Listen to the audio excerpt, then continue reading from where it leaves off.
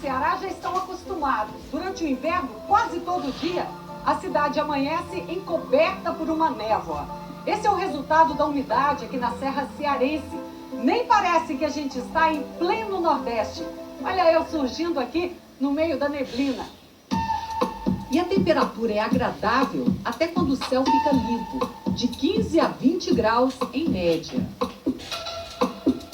E ao longo do dia, o sol vai revelando novas surpresas pelo nosso caminho. Depois da viagem, eu me sentei aqui para observar essa região. Até onde os olhos enxergam é tudo lindo, verde. Mas o mais surpreendente está aqui bem perto de mim. Um tesouro para essa região. Água limpa, transparente em muita quantidade. Um paraíso escondido entre as pedreiras do Nordeste.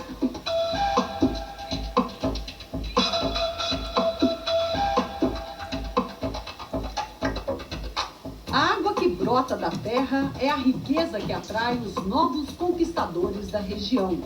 São pequenos produtores de flores que saíram das grandes cidades para recomeçar aqui. Por que a senhora escolheu Ubajara? É por causa do clima? Esse clima ajuda? Ajuda. Exatamente pelo clima. Eu tive conhecimento e tinha outras pessoas que já estavam iniciando na redondeza, né? Em outras cidades vizinhas. Eu disse, então, se dá lá, Ubajara vai dar. A perspectiva é boa. Aqui na Serra Grande é o lugar da maior fazenda de rosas do país. Outra vantagem desse clima frio e úmido é que ele faz bem aos olhos. Por causa dele, o Nordeste fica assim, colorido. É difícil de imaginar, mas uma boa parte das flores que a gente encontra em muitos lugares do Brasil vem daqui, do Ceará. Um mercado em plena expansão. Nós estamos com 372 empregados, hoje entrou uma pessoa, todos os meses nós temos contratação. E vai melhorando a vida de muita gente. A família do João é grande e precisava de emprego. Coube todo mundo na fazenda de rosas. Irmão. Sogra. Primo. Esposa. Você foi o primeiro? Foi o primeiro. E depois trouxe quem? Eu trouxe meu irmão, Eliseu. Foi difícil convencer a sua mulher? Foi ela que me convenceu para trazer ela. Ah, é? Foi. Foi olhando para a terra que João viu brotar uma nova vontade, a de voltar para a escola. Na faculdade, você tem vontade de fazer o quê? A agronomia também, né? É bom que você começa a estudar e leva todo mundo de volta para a escola. A escola, né? também é todo formado, né? Nós temos muitos funcionários também que estão estudando, né? Estão projetando essa melhora no futuro. Ajudar a produzir essa beleza colorida também fez o povo daqui se esquecer de um passado triste. Para pensar, quando eu estou comendo uma comida melhor, né, eu fico pensando, já passei tanta coisa, né? Aí às vezes dá até vontade, né? Às vezes de chorar, porque hoje eu posso, né, dar algo melhor para meus filhos. Né? Lourdes e o marido viviam do que plantavam no quintal. Com o trabalho dela nas fazendas das flores, viram a renda da família multiplicar e puderam investir na plantação caseira. Quantos pés de couve você tinha? Rapaz, eu tinha 6 pés de couve. 6? 6 pés de couve. E agora? Hoje multipliquei para 2.000 pés de couve. Olha que beleza. Tem um giló aqui gigante, né? Nunca tinha visto um giló desse tamanho. E nem eu também nunca tinha visto. Não, né? Nessa terra tão especial, as conquistas individuais se juntam à história dos primeiros homens que desafiaram a geografia para chegar até aqui.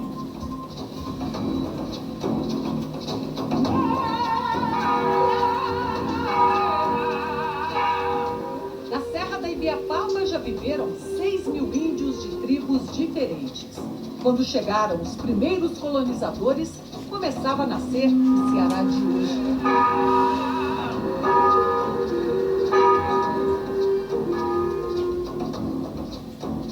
Ibiapaba, ela é a placenta de onde a nossa civilização se formou, se gerou, onde, a partir do choque de povos primitivos, né, com os colonos europeus, onde nasceu esse homem típico, né, da região. Agora, essa geografia também dificultava um pouco o acesso desses colonizadores, né? Perfeitamente.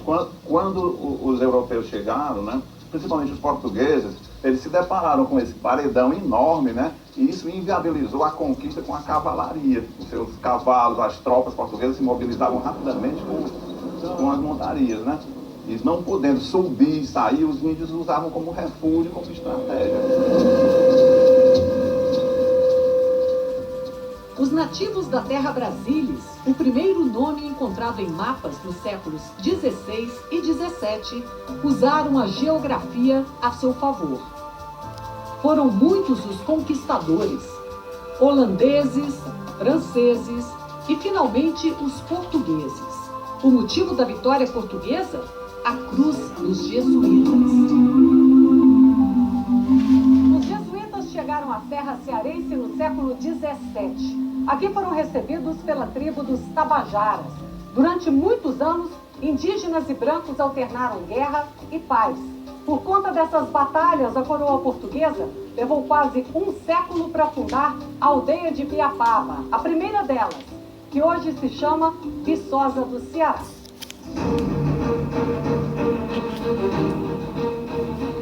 A figura do Deus cristão afastava os nativos de suas tradições. Antes da chegada dos colonizadores, os nativos podiam ter várias mulheres, e as mulheres também podiam ter mais de um companheiro. Muitos outros costumes cederam ao modelo europeu do pecado e da vergonha de ser considerado um selvagem.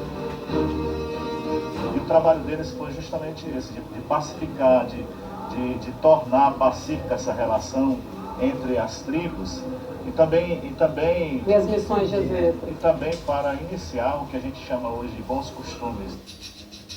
Os indígenas se deparavam com uma nova ordem social. Por conta do preconceito que se construiu em cima do índio. O que era o índio? O não civilizado, o bárbaro. O índio, ele estava num patamar quase que de um animal na época, né? Aí, então, para mim admitir ser índio, era eu admitir que eu era um selvagem, um bárbaro, um animal. Então, para ter até a autoestima preservada, ele negava, não, eu não sou índio, eu sou cristão, eu vou na missa, eu frequento a civilização, eu visto roupas, eu falo a língua de vocês. Esta busca por uma nova identidade indígena está nas páginas de um dos romances mais famosos da nossa literatura. Na ficção de José de Alencar, o guerreiro Irapuã se apaixona por Iracema. Mas ela entrega o seu coração a um guerreiro branco europeu chamado Martim. Iracema morreu no parto daquele que seria o primeiro cearense nascido da mistura entre indígenas e brancos. José de Alencar se inspirou neste cenário para criar a Virgem dos Lábios de Mel. Aqui na Bica do Ipu, Iracema se banhava e nascia um romance nacionalista que transformou a guerra entre indígenas e brancos num caso de amor.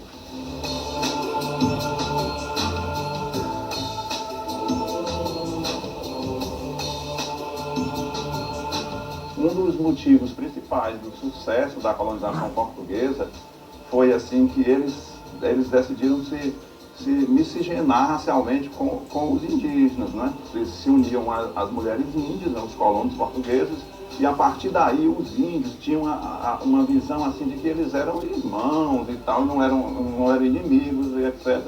E a história de tantos povos que ocuparam essa área está escrita nos rostos e nos traços da população. A família da Maria, que mostra bem essa mistura de povos aqui, né, em Viçosa do Ceará. Muita gente que veio para cá para formar essa cidade acabou deixando esses traços. Olha aqui, ela se parece bem com uma indígena, né? Por que você tem essa semelhança com a indígena? Eu tenho da parte do meu pai. O meu pai, que era filho de índio, que já veio da geração passada dele, que a mãe dele também era filho de índio. Aí ficou assim, Ela tem um olho puxadinho, mas também tem um olho meio claro, que é a do parte outro lado. da minha mãe. E a sua mãe é descendente de francês. E você que teve um filho, o Cauã, que tem os olhos bem verdes, que vem dessa mistura aí, né, Maria? Dessa mistura de raças. A arquitetura de Viçosa, no Ceará, também conta os costumes da burguesia da época e que ajudou a formar essa sociedade. São 72 casarões tombados que preservam muito da história da cidade. A gente vai entrar agora numa das mais antigas, de 1850, da família Pinho Pessoa. Oi, tudo bem? Prazer.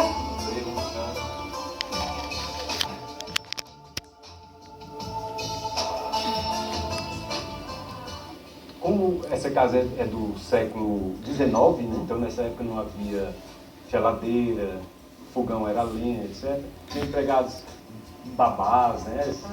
Empregados bem mais próximos. Tinha pessoas encarregadas de botar água, pessoas encarregadas de encerar o chão. A gente tem aqui também uma característica impressionante dessa casa, que é muito característica das casas de antigamente mesmo, né? São 186 janelas e portas, 43 metros de corredor, que mostra bem o tamanho dessa casa. Liga uma rua à outra. Essa é uma casa que cabe história.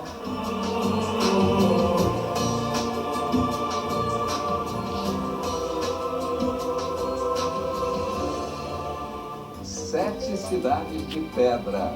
No dia mais curto do ano, nossos repórteres mostram o espetáculo do sol atravessando o relógio pré-histórico. Voltamos já já.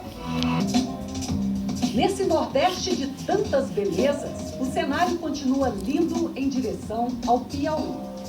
300 quilômetros depois da Serra da Ibiapaba, chegamos ao Parque Nacional das Sete Cidades. Berço dos primeiros peixes e de uma história rica. São 7 cidades de pedra que brincam com a nossa imaginação. E dá para fazer esse passeio no tempo de uma forma bem simples.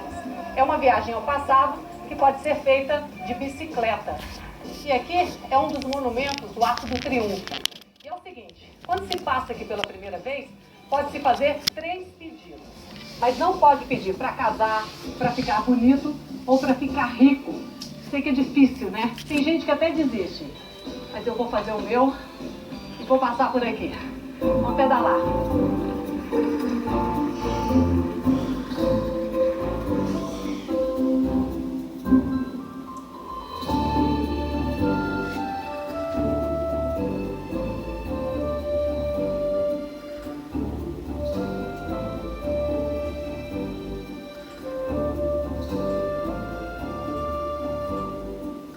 O formato das rochas lembra figuras humanas.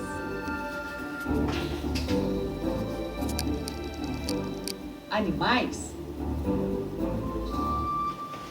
Mas a leitura dos geólogos é outra.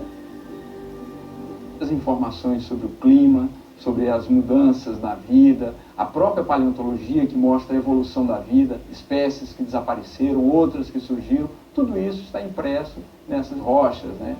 Estudos geológicos afirmam que a área do parque já esteve submersa num mar chamado de epicontinental. Os continentes ainda não eram separados. E aqui era uma espécie de um rio que sofria as influências das marés dos oceanos. Não existiam mamíferos, apenas insetos e peixes. Estamos no que seria o fundo de um mar de 400 milhões de anos atrás.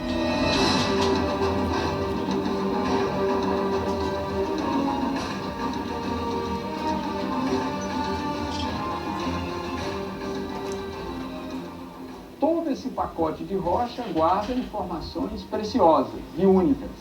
E funciona como se fossem enciclopédias com vários livros, com capítulos, e a gente, na verdade, busca ler as rochas. A função do geólogo é ler as rochas. E o que está escrito nessas rochas? Bom, nessas rochas aqui, parece uma cobra, né? As pessoas imaginam uma cobra aqui, que na verdade corresponde a um antigo canal fluvial. O rio chegando no mar e depositando as areias, depositando os sedimentos mais finos nas laterais do canal, e mais para frente a gente encontra o mar. Esse é o contexto que nós conseguimos identificar aqui. E que confirma que isso aqui foi o mar. Que confirma que a gente tem uma sedimentação continental, que seria o rio, desembocando numa região de mar.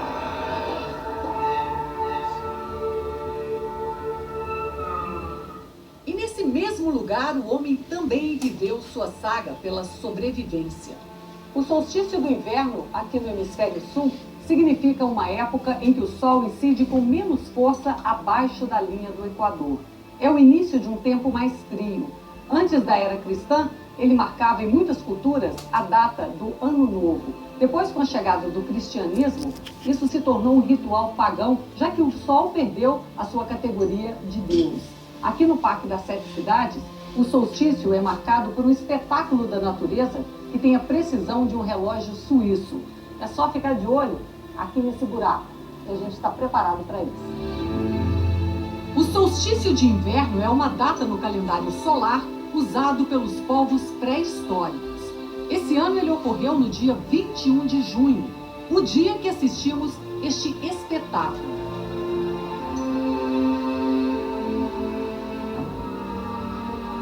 É a noite mais longa do ano e ficamos mais distantes do Sol aqui no Brasil, abaixo da linha do Equador. Em muitas culturas, era o dia do Ano Novo e o início de um novo tempo para fertilizar a terra.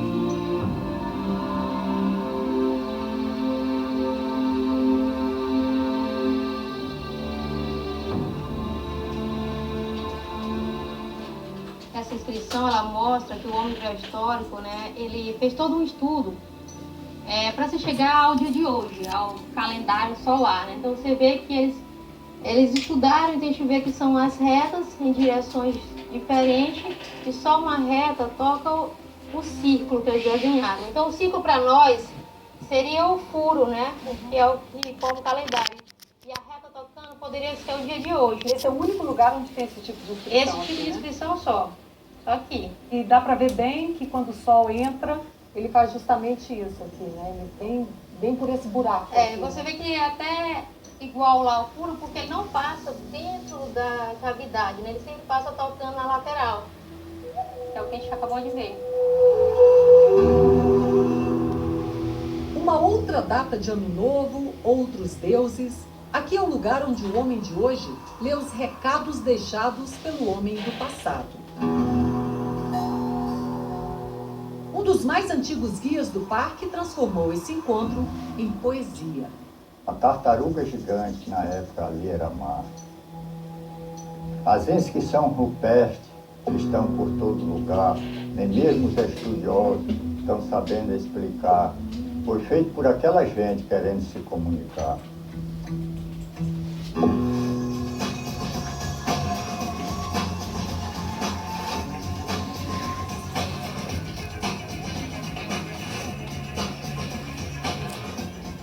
Os pequenos animais que nos ajudam a entender a história do nosso planeta.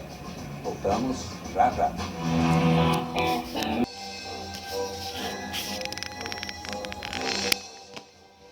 Brejos, matas úmidas, tudo no topo da Serra de Ubajara.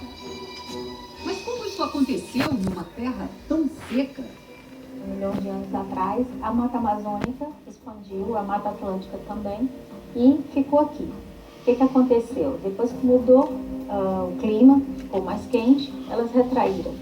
Então ficaram, essas partes de mata úmida, ficaram ilhadas nessas serras que a gente chama de brejos de altitude. Então por isso que tem uma vegetação, tem uma fauna tão diferente do entorno que é a Caatinga.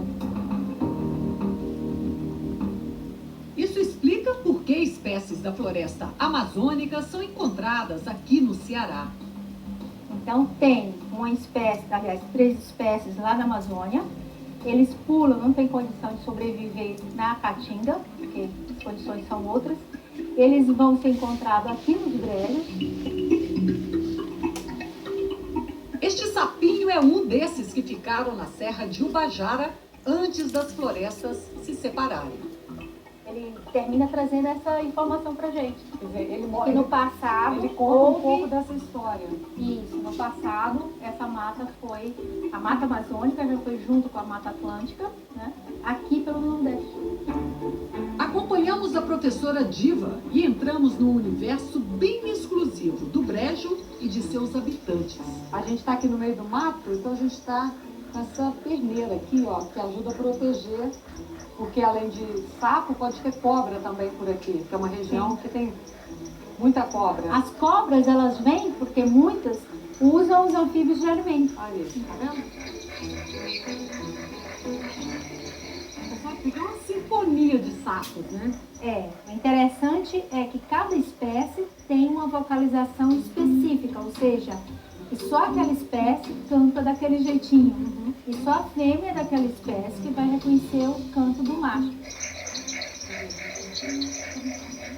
Por que eles fazem esse papo na hora de cantar? É o macho, só o macho que vocaliza, né? E ele faz isso para poder emitir o som, que é a atração sexual dele, chamando a fêmea. A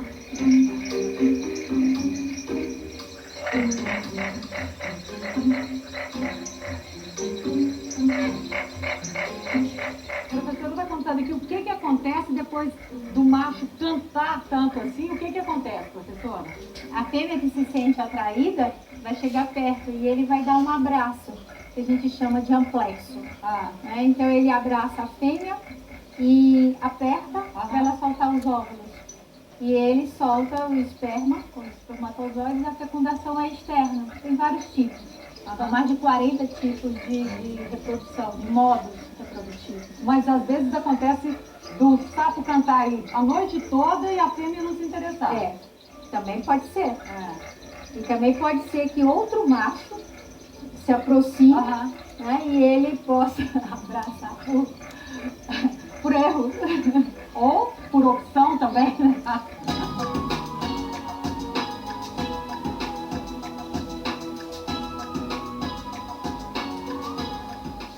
A professora Diva e o aluno Tiago colocam armadilhas no meio do Parque Nacional de Ubajara para recolher amostras do DNA das espécies encontradas aqui. A pesquisa que se faz hoje prende os animais só por alguns minutos e o corte é sem dor. Então a gente captura, olha, fotografa, tira amostra de material biológico e pode depois soltar o animal. Mas ela tá tranquila, né? Eu gostei de você. Gostou? A gente vai arrumando amigos aqui pelo meio do mato. Às vezes, espécies de mamíferos caem nas armadilhas.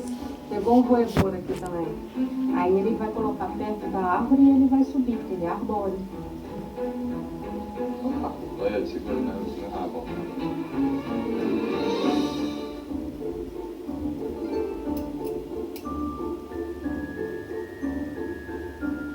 Lagartos de vários tipos também são encontrados. É um animal arbóreo, então ele tem os dígitos bem longos, os dedos, né? Longos, olha, que é para poder abraçar nas árvores, nos galinhos, né? Então, é exatamente isso que ele está fazendo no meu dedo, grudando, né?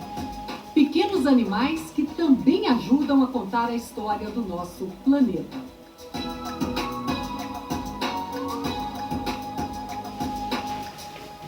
Fique a seguir com as notícias do